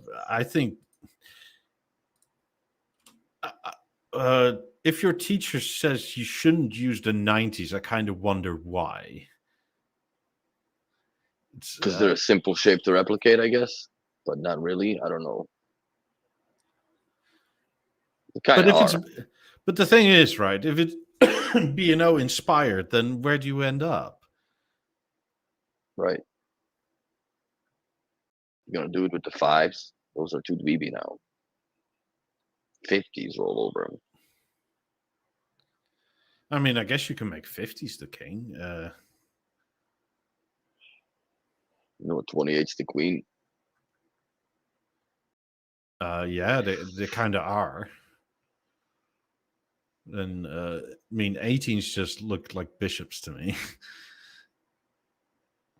I mean, they only go wide, right? Like, and that's what bishops do. Like, there's no narrow mode. Nope, not with those. Yeah, I don't know, but that would be something. It'd be cool to actually. I also wonder what the brief is. Like, can it be the same, just miniaturized? Because I don't know. I would probably buy a chess set with a bunch of B&O minis as pawns and stuff on it, right? I would, even though I would never play it, but it's something cool to put on the desk or table and display it. I mean, B&O used to have a whole home in like miniature, like everything was like this sort of size. The BeoVision 5, the Lab 5s, BeoCenter 2, 8000s. I think they were in their 6000s. The 55-inch BeoVision 7 with speakers like this size. Yeah, that was cute. Was it BV9? Yeah, it was a BV9 there and BV5. I think Yeah, they had in the beginning. I mean, that shit was amazing. It's sort of useless high-end Lego. Yeah, Anders has that Beo home. I used to have it. I don't know what happened to it when the store closed. It fucking disappeared. Somebody took it. It wasn't me though. I would have taken it for sure. But it is what it is. I've got too much B&O anyways. I got a huge box of all the catalogs because they no longer do the magazines really, other than like the little pamphlets that they have in the shop. But I have all the magazines from back in the yesteryears of B&O, all the way back from 2000. So 20-something years of it. Because they stopped a while back. Too bad. Is that a truck? Here? Yeah. Yeah. I heard it. Roll by. But yeah, the Christmas decorations would be nice if B&O actually sold them in their boutiques. A lot of people would have bought those. I would have bought a set for sure, even though I don't have a tree. I would hang it somewhere. Fuck, hang it all over the 90s. Yeah, there's the miniature set. There we go.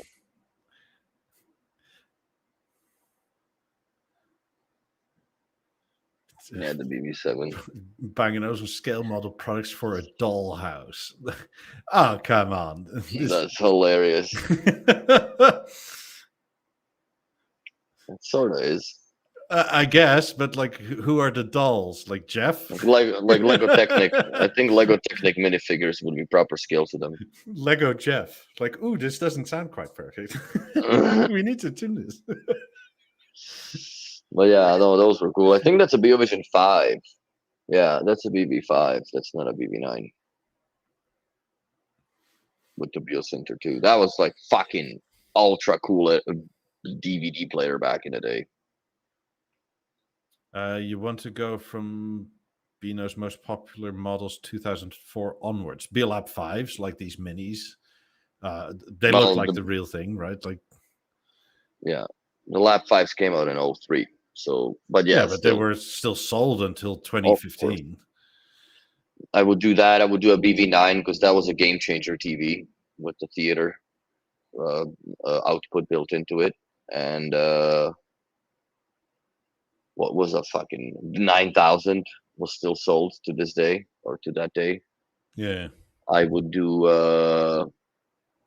BeoPlay A9 or BeoSound A9 because that's been around for quite some time.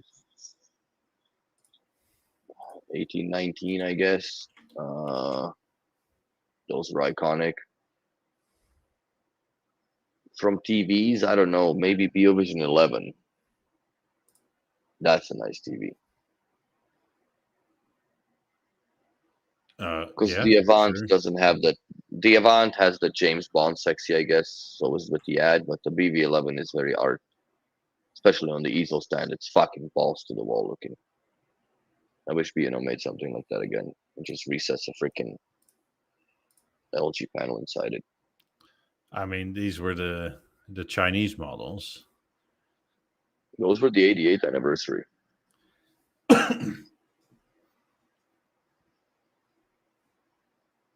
From what I remember. I mean, 5s to this day are gorgeous. So, but that 88th anniversary was only sold in Chinese market. That was, I don't think that ever reached any European markets at all. No, because 88 is like happiness or good fortune or something like that in China. Yeah. 8s have a huge significant number. I'm not good enough at numerology to know what exactly is going on.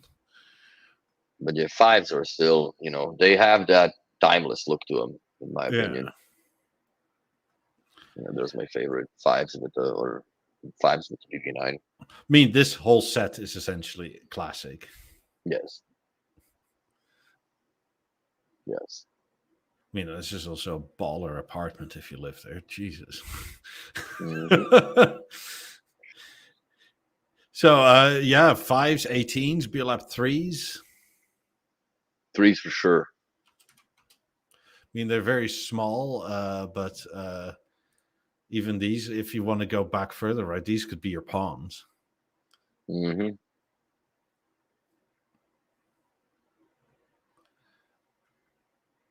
You could do the Lab 9s or Lab 20s as the towers, I guess, at that point, if you're not using 50s, 90s. And what else is like 12s don't make sense because they're too flat. No. I mean, also, maybe these could be your horses because they kind of look a bit bulldogish with their with their the chin out. I'm gonna grab me a beer. Oh my god!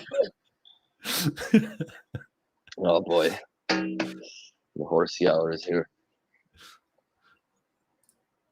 So, God, there's so many places you can go with this. I would stick to the speakers mostly, personally, I think. Yeah. But, I mean, if it's... I guess the problem is a bit with what you wrote. Is it inspired by or what? Right? Because... Yeah, or how are we doing this? Yeah. Because I would just miniaturize what they actually made. So would I. Because as soon as you can start find changing 3D stuff, CAD models on this. I mean, if you start changing their designs, right, it's no longer B&O, and it always becomes a bit weird. I guess you can go the canvas route and say inspired by when it's kind of a knockoff. Mm-hmm.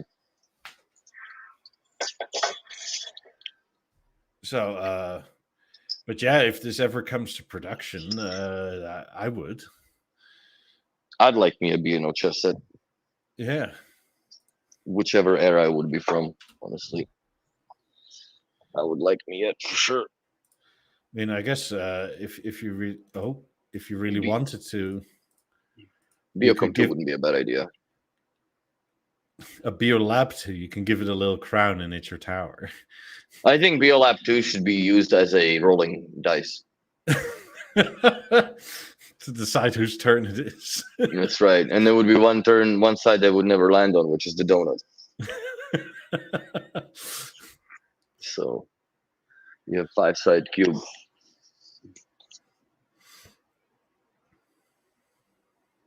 Yeah, those were... God, how much they've moved forward since then, hey?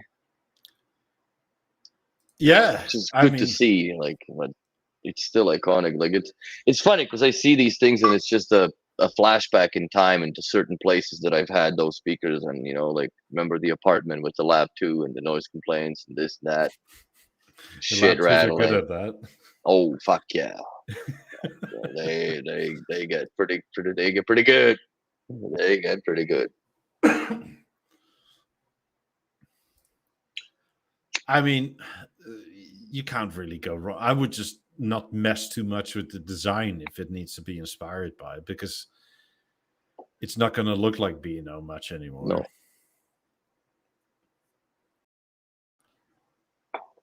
That it won't, for sure. I mean, I guess for something like the 18s, right, if you want to make sure everybody understands it as a bishop, put a little cross on the top. Mm-hmm. Like Christian, just simple Christian cross, right? Like because that's bishop by definition at that point. Yes.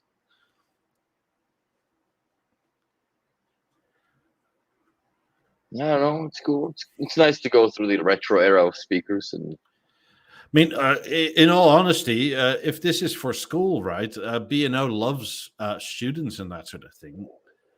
Just email their general help desk thing or something like that. Because they may have CAD files for a lot of this stuff that they. I know there are CAD files. Yeah, I know they have CAD files. Well, if you and I ask, they go like, "What the fuck for?" Right? And then, but because we may use it for like commercial gain, but if they'll probably be okay with it if you're willing to sign something that like this is for research and or school only, and we'll share it back with the company.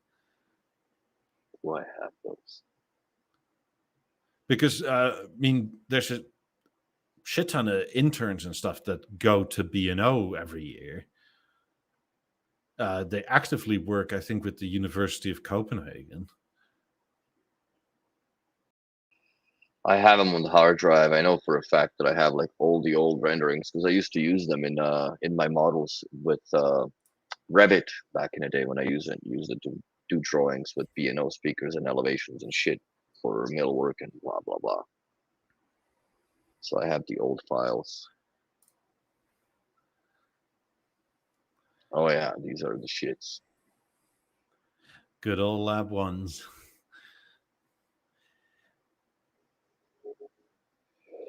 You gotta come and get your own. I guess I'm gonna be driving them over there. Well, I thought you wanted to come here anyway. Well, yeah. So how long? No, I'm not gonna drive. That's fucking insane. No, not now. But as soon as you're clear to like properly come here, not for vacation. I mean. Well, I'm gonna most likely where everything's gonna end up in Fort Lauderdale. Because that's where the deposit storage facility is. Yeah, okay, that's 2 hours from me. So that's where you're going to go pick that shit up. Well, I have to borrow somebody's car because they don't fit in ours. I know, just fucking lab ones, man.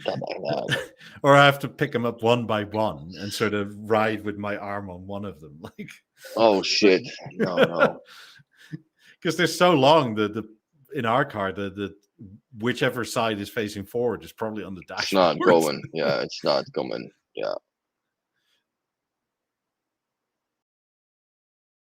So it's it's definitely something that it's very hard to ship.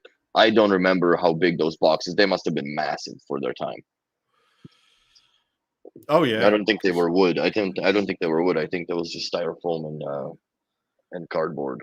I mean, they're like what, 1.80 m or something? 1.80 m. They're taller than me. Yeah, they're taller than me. Plus boxes, so they're probably a meter. 2 meter box. Yeah, 2 meter box with the padding. I don't know where they had the. I think the base plates were part of the speaker box. I think the base plates were not sold, but they were like installed separately on a separate box. I think like the feet for the 8000s. That was a heavy ass fucking box. Well, also in packaging, it doesn't make any sense to attach them, right? Because you just need so much more styrofoam around the speaker body itself. Yes.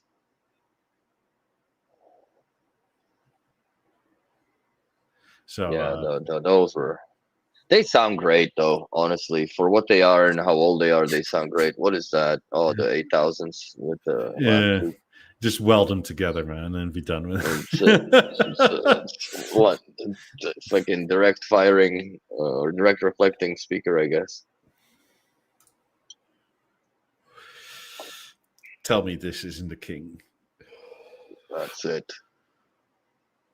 I mean, if you want to make inspired by Beano, make a naked 90. Yes, that looks menacing as fuck on its own as a speaker. When you think about it, like it really looks menacing. It looks evil almost. Like literally, when I was thinking of getting a pair, I thought like I may just leave them naked, right? Because it's such an imposing look. The problem with that is that where the fuck do you put all the cloth, man? It's a lot of square footage that these occupy. Like if I do the cleaning annually, right, where I take all the grills off, it literally takes the entire bed frame. And it's like carefully, putting them side beside one another because you can't lay them, like I don't have like them overlapping, right? So then the pokey doesn't poke in the fabric. So yeah, it's a lot of fucking around. And also the grills are not fun to take off the top ones after a while because they kind of seize into that rubber. Yeah. They also sort of,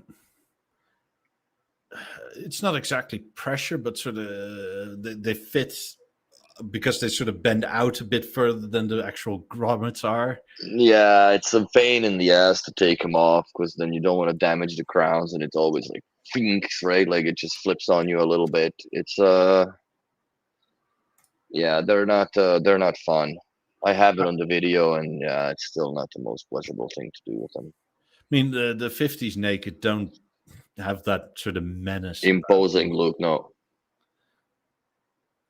I mean, it is an interesting look, but it's not as they menacing. still look like a speaker, right? Yeah. They don't look so menacing, like with the shit pointing the wrong different ways. And even though the drivers are flat, there's these coney, pointy directions. And I mean, just by the back look, right? Like it's interesting because you can literally see how they did made the space for the cabinets and stuff, because at the same height, it would interfere with one another. Yeah, I think they would be touching coils. Well, even if not, the cabinet would be too small, right? Like, well, yeah, dude, like you gotta put a thick ass plastic wall between those for pressure, and the ribbing that they do, the structural ribbing and stuff. It is pretty intense, you know. Even though it's a fiberglass molded PVC, it's still, or polycarbonate, I guess. It was the same shit, but it's a very, very tough plastic. Well, if you look up close, you can see the fiberglass strands in it. Of course. I mean, it's people say plastic, but it kind of really isn't, because I don't know of any other sort of plastic that's as strong as this. Because, like, so if metals are alloys, what is that? It's the polymer, I guess, or whatever, like to blend. I mean, if you took the tweeter and aluminium out, right, I would happily stand on them because they would just take it. No. Oh, they won't bend. They won't. No. Absolutely doesn't structurally impede at all. Yeah, it's funny that, you know, it used to be that the aluminium was the neutral metal, which now is just more or less a decorative feature because they figured out how to tune that out with that special, you know, that like what is it? Almost like a Mr. Clean rubber magic eraser foam, right? That they put into the drivers now, and the DSP engine that really like just makes the speaker sound neutral, I guess. So I wonder with 90s, right, if because of the way this needs to be molded, it just can't be done because the shape's too intricate. But if that were to be solved, if they could make 90s out of this same sort of polymer type construction, because it would save so much back pain, right? Like if the mass was, because I'm pretty sure this molded correctly can take the pressures of the 90. Might. Dude, I've had the 90s taken apart, man, and just even the fucking rubber seals that are bringing the two conductors into the driver enclosure plus one thin little wire for the thermistor. Bro, like there is, I don't know what the fuck they even used. I don't think they used anything. I think it was just molded directly on top because there is no way you can fit a sharpened hair through it. Like absolutely zero chance to even pull that wire, wiggle it, nothing. Like if that wire is bad, then that whole chassis, I don't know how you even replace that. I don't know. Like it's that sealed. So there is an immense amount of pressure in that fucking 90. Like there is an immense amount of pressure in those speakers when they pound full price or full pop. Yeah. And I guess the biggest pressure differentiation starts from the fact that they're not playing together in the same, like they play against one another and in and out of phase and so on and so forth, just to bring where you are the best sound that there is, whatever it takes on their end to do. And it's the same thing with the 50s, right? If you do a slow-mo video of a bassy song, you'll see that the drivers play completely different notes than what you would think they would do as one speaker. Yeah, in narrow mode, this is essentially your forward facing where the music comes from, and this is like all the additional side notes and or compensating even in the mid ranges. And it's more interesting in the 50s that they compensate for the acoustic lenses effect. Yeah, because they are a little tilted, right? Oh yeah, they're not all straight forward facing. They're on like I don't know, 15-degree angle or so. Yeah. It's not a lot, but it's enough to not be flat. Yes. But yeah, they're a fun speaker. They're definitely a very fun speaker. I mean, yeah, just go through the product catalog. I mean, there's also a shit ton of pictures back on the Discord under the photos. Mm-hmm. I mean, you don't obviously have to stick to speakers. I probably would, just because, you know, and miniatures, right? But if you need to come out of left field, yeah, browse the Discord, ask people for pictures. I would. I mean, between all the people on Discord here on YouTube, right? Like, we pretty much have everything between us. Oh yeah, and then some. Yeah, and at least 90% of us have a Neen's chair or something that is alike, because that's just I don't know if it's the brainwash of the B&O catalogs from the yesteryears, but it's not even B&O. It's like all the audiophile play people have that chair, right? As you know, like this is where you sit. So that's why I ended up with mine. I mean, similarly, right? The most common cars between B&O customers are probably Audis, then Porsches, and then Ferraris. Pretty much. And Audi's more or less because of the sound system as well. Yeah. So, but yeah, if you want to design a chess set, also like you can also do the historical products too. You know, Yeah. like because they've done a lot, but not everything was significant over the years. That's the thing, right? Like there are some game-changing pieces, but in recent history, in my history of listening to B&O and being around B&O, the game-changing piece was 9000. Then for me was the BeoVision 9, because that was the first smart TV that was ever existence, like with the BeoMedia 1 server built inside it, with upgradability that I retrofitted the BeoMaster 5 and a BeoSound 5 into it later. The biggest and another game changer for me was the Avant. Then the theater, but before the theater, it was the 90s. Yeah. Those are the most. Those are the life stamping products in my all appreciation for B&O, and that's why I have still a Avant in the bedroom, because I love the design of it. I love the mechanics of it.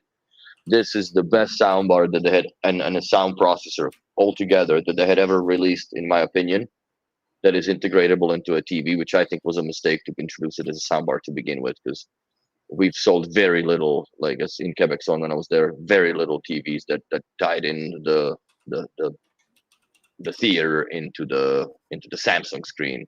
The worst ones are the frames. And then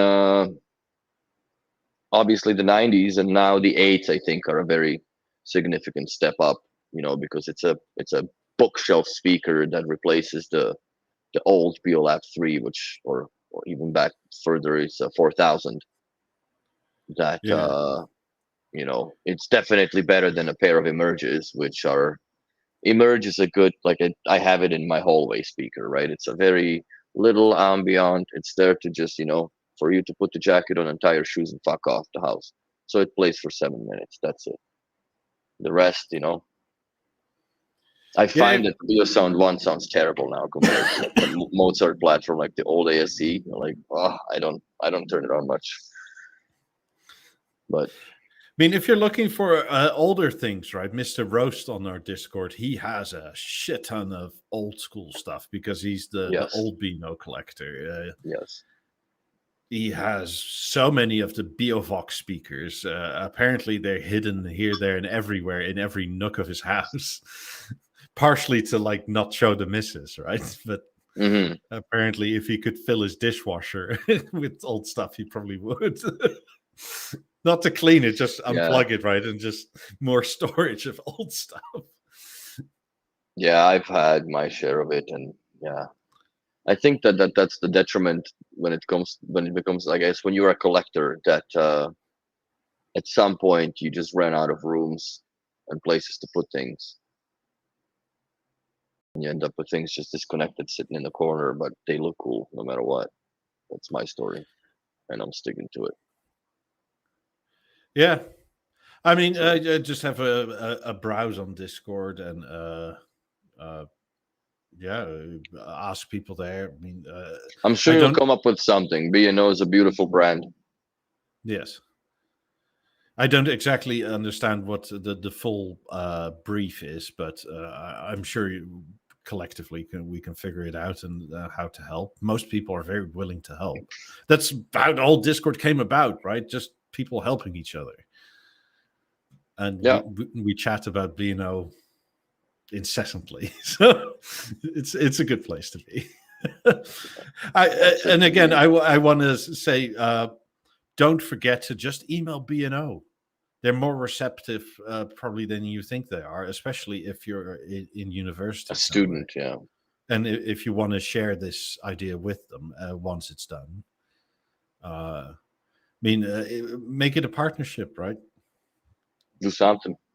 Good luck to you, my friend. Yeah. That's it for this week. I will be gone next week, so keep your eyes open on the Discord and that sort of thing.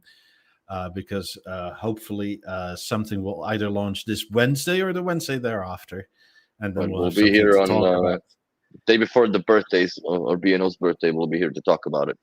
Yeah, I'm sure if people are about before Sunday. Otherwise, I'll try and snag some pictures next Sunday when I'm at the B&O store in Orlando.